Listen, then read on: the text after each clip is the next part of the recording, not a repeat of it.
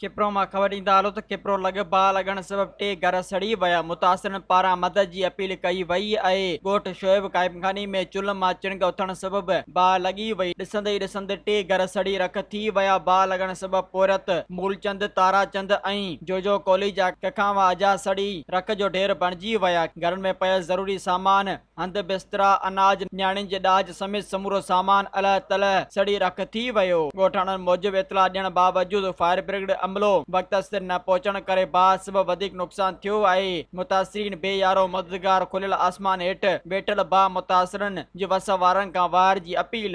मज़ीद ख़बरनि ऐं तफ़सीलात लाइ विज़िट कयो असांजी वेबसाइट www.awamiNewsHD.com ऐं ॾिसंदा रहो अवामी न्यूज़ HD।